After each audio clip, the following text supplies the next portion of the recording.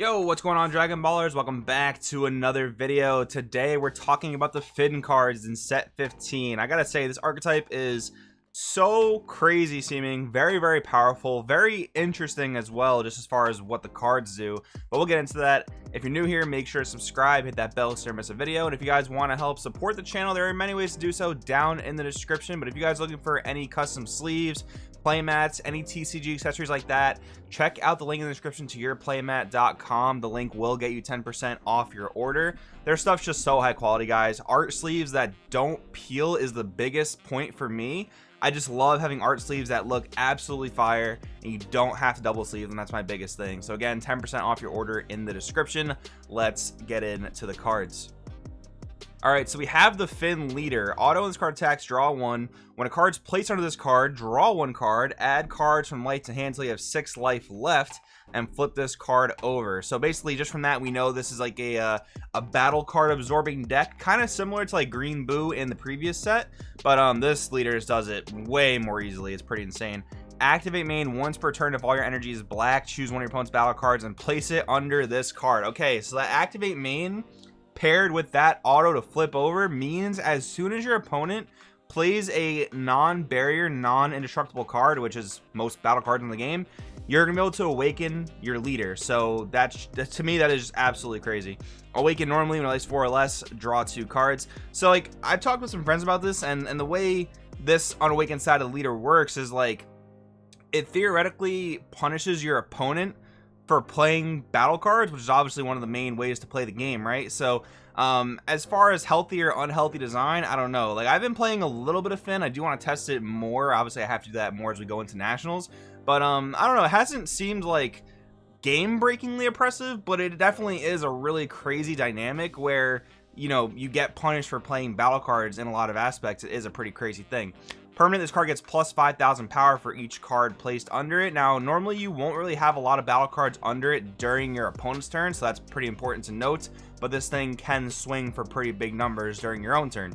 Auto, at the end of your turn, play all the battle cards under this card in your opponent's battle area with their skills negated for the game. Then place all the cards under this card in the owner's drop area. So that's worded like that, basically to say non-battle cards underneath him go to the drop area instead of going back to your opponent's side of the field. Activate main once per turn. If all your energy is black, draw a card, then choose one of your opponent's battle cards and place it under this card. Choose to one keyword skill on a card under this card, and this card gains that skill for the turn. So again, another kind of callback to Green Boo from set 14. And what's crazy about Finn is, like, this is the first time I've seen a Dragon Ball character where I have never seen this guy in my life. Like, I know a decent amount about Dragon Ball heroes, but like, this character threw me for a loop. Never even heard of it. But what's crazy is he's an android, a black android. That's going to be very relevant for what we have to talk about later. But anyways, let's see some more Finn cards. So we have the Unison for the deck, Skill Hunter Majin Buu, 2-drop 15k, permanent. Your opponent's skillless cards can't attack this card, which you're going to turn a lot of your opponent's cards into skillless cards, so that's relevant. Auto once per turn. If it's your turn, when a skillless battle card or Unison card is played in your opponent's battle area or Unison area, draw 1 card. Okay, so this is really important. So there was basically some ruling questions that arose when Finn was revealed. Basically, people didn't realize, or didn't know rather, how this wording worked when a skillless battle card or Unison card is played. So skillless in this context only applies to the battle card. The Unison card is any Unison card, skills active or skills negated. That was confirmed by one of the head judges of the game, just so you guys are aware. Activate main +1. This card gets plus 5,000 power for the turn. Activate main -1. If your leader is a black Finn card, choose one of your opponent's battle cards and place it under your leader card. So this Unison is very interesting because I think as more people play against Finn, they're gonna, you know, go for the strategy of not committing as many battle cards to the board. Like I do a similar thing against like red blue yellow cooler, for example, with Icarus. I just try not to commit too many battle cards to the board that I know they're gonna be able to clear easily. Therefore, I'm just going leader and Unison beatdown, right? I think against Finn, you're going to go for somewhat of a similar strategy.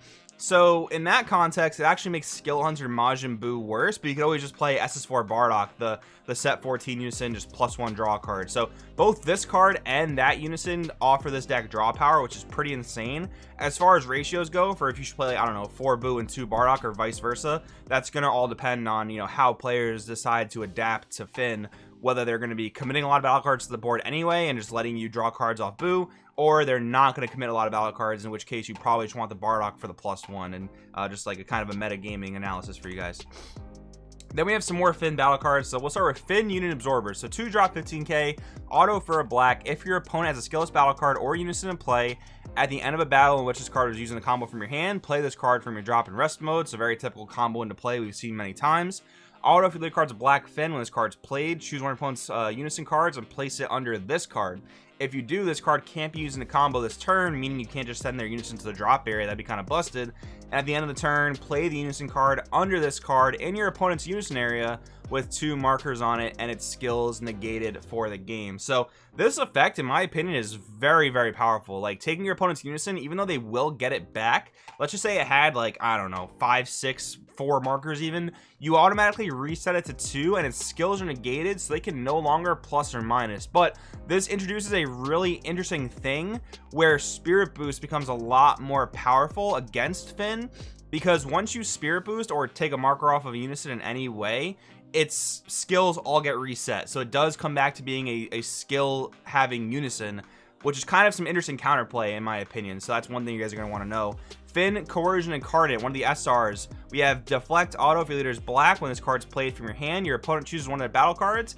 Then you choose the rest of their battle cards and send them to their owner's warp. So sort of like a pseudo board wipe. Like, your opponent gets to keep their best battle card essentially, and the rest of them go away. But I think it's still a really good card, especially if we see decks come back that flood a board like crazy. Plus, this is like playable in any black deck. And this, I don't know how strong this card will be in Finn necessarily, because you want to be absorbing the battle cards, not necessarily killing them all. But if there is a deck that puts a crazy wide board out, this card is just really solid in any black deck. So definitely worthy of an SR slot. Finn the all-absorbing 8-drop 25k. Auto Spirit Boost 1. If your leader is a black Finn card, when this card's played, choose all your opponent's battle cards under a barrier and place them under your leader card. Okay, so this is like the true board wipe for Finn specifically. Activate main for 3 black. If you have 4 or more energy and you place a card under your leader card in the owner's drop area, play this card from your hand. So this is really solid, because this is one of the ways you're going to prevent your opponent from getting one of the battle cards back that you absorb. So that's really good. Activate main once per turn, place 1 card under your leader in the owner's drop area, switch this card to active mode. So once again, denying your opponent that card that was underneath your leader can be very, very good. Then we have a couple of Deborah cards. So Deborah Demonic Defender, 1-drop 4k. When this card is played, draw 1. Permanent, if your opponent's a skillless battle card or Unison card in play, this card gains barrier and blocker. Okay, so we don't really see this a whole lot. We don't really see like super efficient 1-drop cantrips that also gain barrier and blocker. So I think this card is really powerful, quite possibly a 4 of in the deck, just because like most decks you're gonna play against have Unisons. Like Icarus will be the main example of one that's not always gonna have a Unison in play, but a lot of times they'll have a skillless battle card in play anyway, so that's still really good. Demon God Deborah Skill Hunter, though, this card to me is absolutely mind-boggling. Auto limit 1. When this card attacks, draw 1. It's a 3-drop 20k body, but activate main for a black. If your opponent has a skillless battle card or Unison card in play, play this card from your hand. So like the thing to keep in mind too, even if your opponent's not playing Unisons, you can turn a lot of their battle cards into skillless battle cards. Like if your opponent's not playing a Unison reliant deck, they have to be playing a battle card reliant deck. Like that's just kind of the trade-off. You have to be applying pressure with something other than just your leader for a lot of decks. Maybe not for like the new Red Broly in set 15, but yeah, like you're gonna be able to resolve this guy. 1-drop 20k attacker that draws, this card is absolutely insane in my opinion. One of the best cards. And at the common slot, oh my god, Deborah's gotten some good commons lately. It's pretty insane. Then we have a line of Toa cards. So we have 1-drop Toa, Calling the Hordes. Auto, when this card's played, look at the top 5 cards of your deck, add up to 1 black android or demon realm race with energy cost of 3 or less, or 1 black unison with a specified cost of 2 among them to your hand, then shuffle your deck. So now black getting a unison searcher on top of searching other androids is very powerful. Activate main Spirit Boost 1 for a black. If your leader card is a black Finn card, place it to 1 card under your leader in the owner's drop area. So basically, for kind of like a mana sink, you just deny your opponent one of the cards underneath your leader, which to me seems absolutely insane. Skill Hunter Toa, 2-drop counterattack Spirit Boost 1, play this card. Permanent, if it's your opponent's turn, they have a skillless battle card Unison in play, reduce energy cost this card in your hand by 1, so it can be a 1-drop counterattack. If your leader is a black Finn card and this card's played, choose one of your opponent's battle cards with energy cost of 4 or less and place it under your leader cards. This would be one of the ways that you can get cards under your leader during your opponent's turn, which will effectively give your awakened leader a senzu bean, which is kind of insane. Absorption of Doom though, like if Finn didn't have enough going for it, it's basically got a flying nimbus. Counter attack if your leader's a black Finn, negate the attack. Additionally, if your opponent has a skillless battle card Unison in play, they can only attack 2 more times for the turn.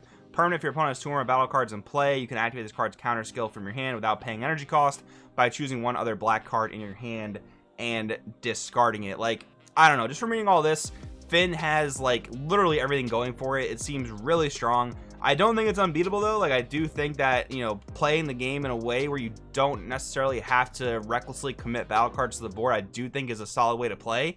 Again, I do it personally with like Icarus versus Cooler, for example. Not every single deck is going to be able to do it, but anyways, there are some more cards I want to talk about. The fact that Finn is a black android leader means that you have access to the actual Mira creator absorb chain, just like Black Toa did back in what, the set 6 or 7 days, if I'm remembering correctly. So the important thing here is when you play this card using Union, your opponent chooses 3 cards in their hand, send them to the warp. This card gets double strike for the turn, and then of course the classic, when he attacks, gains 5,000 for every card in your warp. So obviously Mira has been like a Hall of Fame type card for Dragon Ball, but any deck that's been able to use its actual Union Absorb effect has only just been better because of it. And we're getting a new TP in the new set, Mira Vow to the Creator. So a 3-drop Overwhelm 3, when this card's played, draw 1, then choose a card in your hand, send it to the warp, which is actually going to be pretty important for getting Toas to your warp.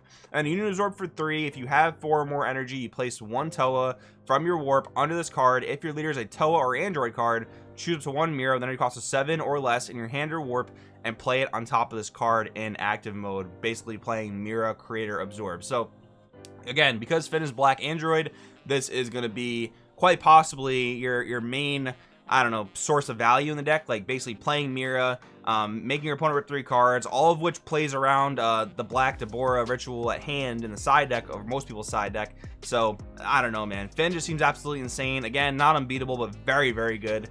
I do want to know what you guys think in the comments below. Thanks for watching. I'll see you guys next time.